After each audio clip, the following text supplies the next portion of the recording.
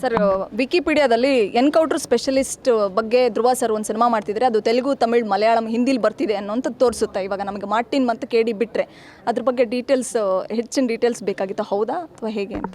ಏನೋ madam, Wikipedia ಎಲ್ಲ ನೋಡಿಲ್ಲ, ಅದೆಲ್ಲ ಸುಳ್ಳು ಮೇಡಮ್.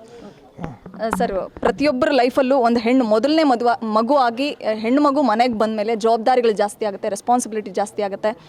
ಹಿಂದೆ ಇದ್ದಿದ್ದಕ್ಕಿಂತ ಬದುಕೇ ಬದಲಾಗುತ್ತೆ. ಧ್ರುವ ಲೈಫಲ್ಲಿ ರುದ್ರಾಕ್ಷಿ ಬಂದಮೇಲೆ ಬದುಕು ಹೇಗೆ ಬದಲಾಗಿದೆ, ಮತ್ತು ಮಗ ಹಯಗ್ರೀವನ ಬಗ್ಗೆ? ಇನ್ನೊಬ್ಬನ ಮಗನೂ ಕೇಳ್ಬಿಡಿ, ರಾಯನ ಬಗ್ಗೆ. 3 ಜನ ಮಕ್ಕಳು ನನಗೆ. ಏನು ರುದ್ರಾಕ್ಷಿ ನನ್ನ ಮಗಳು ಈಗ ತೊದಲು ನುಡಿ ಮಾತಾಡ್ತಾ ಇದ್ದಾರೆ. ಈಗ ಸಾಕಷ್ಟು ಟೈಮ್ ಸ್ಪೆಂಡ್ ಮಾಡ್ತೀನಿ. ಅಪ್ಪ ಆಚೆ ಹೋಗ್ತಾಯಿದ್ರೆ ಈಗ ನಾನು ಬರ್ತೀನಿ, ಕಾರಲ್ಲಿ ಹೋಗ್ತೀನಿ ಅಂತ. She is attached. Moreover I am attach to her. ಮತ್ತು ಹಯಗ್ರೀವ ಇವಾಗ ಅಪ್ಪ ಅನ್ನೋಕ್ಕೆ ಈಗ ಸ್ಟಾರ್ಟ್ ಮಾಡ್ತಾ ಇದ್ದಾನೆ.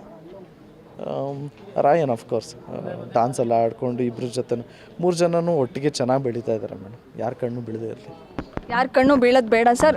ನಿಮ್ಮ ಸರ್ಜಾ ಕುಟುಂಬ ಯಾವತ್ತೂ ಕೂಡ ಪ್ರಜ್ವಲಿಸ್ತಾ ಇರಬೇಕು, ಪ್ರಕಾಶಮಾನವಾಗಿ ಹೊಳಿಬೇಕು ಅನ್ನೋದೇ ನಮ್ಮ ಆಸೆ ಕೂಡ.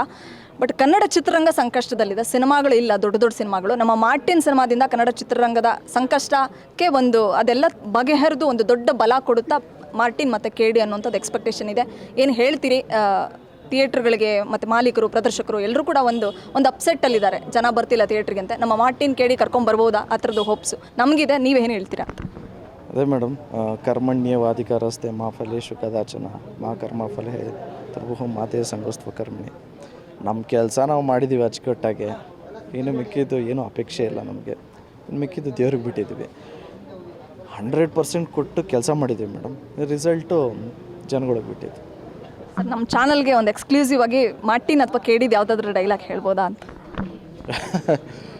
ಮಾರ್ಟಿನ್ ರಿಲೀಸ್ ಆಗುತ್ತೆ ಅಕ್ಟೋಬರ್ 11. ಸಡನ್ನಾಗಿ ಕೇಳಿದ್ರೆ ಡೈಲಾಗ್, ಇಡೀ ಸಿನಿಮಾ ಡೈಲಾಗ್ ಒಂಚೂರು ಕಮ್ಮಿ ಇರೋದ್ರಿಂದ ಇನ್ನೊಂಚೂರು ಎಕ್ಸ್ಕ್ಲೂಸಿವಿಟಿನೂ ಬಿಟ್ಕೊಟ್ಬಿಟ್ರೆ ಆಮೇಲೆ ಏನು ಅನ್ನೋ ಫ್ಯಾಕ್ಟರ್ಸೇ ಇರೋಲ್ಲ.